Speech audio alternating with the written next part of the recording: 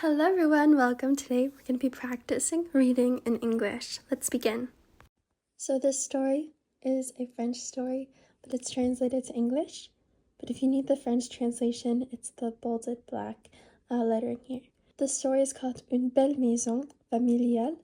We're going to be reading it in English, so this is the beautiful family house.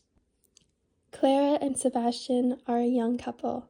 So couple is just same in French, but it's just two people who are dating. They have been together for 2 years and they have known each other for 5 years.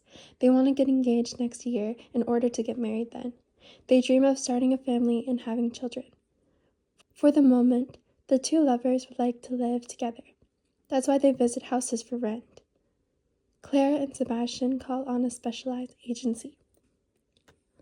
If you dream to start something, it's not that you're actually dreaming like in your sleep. It's more of like a hope or a wish that you want. So they're visiting houses that are for Bunny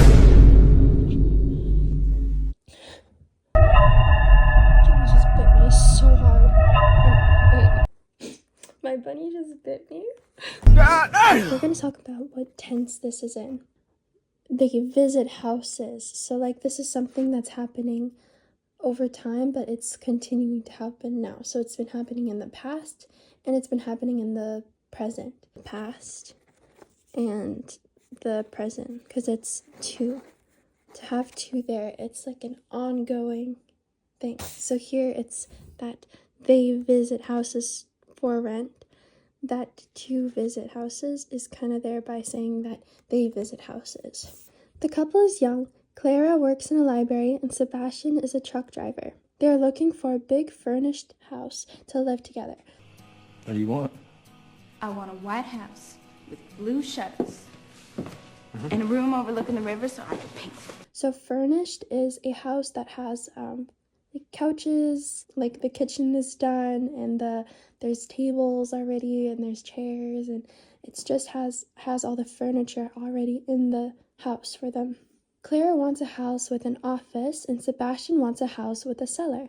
So an office, we know that it's just a room with maybe where she can just work in. So maybe a desk, a chair, a little library maybe, or something to store all her work in. And then a cellar is a basement. The home rental agency suggests a house to visit that lines up with their search. So the home rental agency, which is the specialized agency, they suggest, they offer, or they're like, hey, look at this house over here on 32 Scrapding Lane, right? Like, oh, look at this one here. You should visit this one that lines up. So lines up is that it follows, it matches it, So if it lines up with your interest, for example, that means that it is something that you might like. So in this sense, it lines up with their search, which is a house that includes, or an apartment that includes a office and a cellar. Clara at the front of the building. It looks nice to her. Huh? Okay, so I just read over this right now, and this is not proper English, I would say. So I'm gonna show you guys what I would fix. The total initiative relative to what we're going to do with more Border Patrol and more asylum officers. President Trump? I really don't know what he said at the end of that sentence. I don't think he knows what he said either. Look. But this itself is kind of weird to say. I would just say the agency, if you know who the woman is, she's a director, if she's the owner of the business, something like that, just say the agency woman.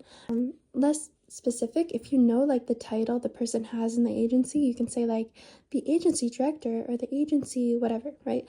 In this case they just said the appointment with the agency woman, which is a little weird.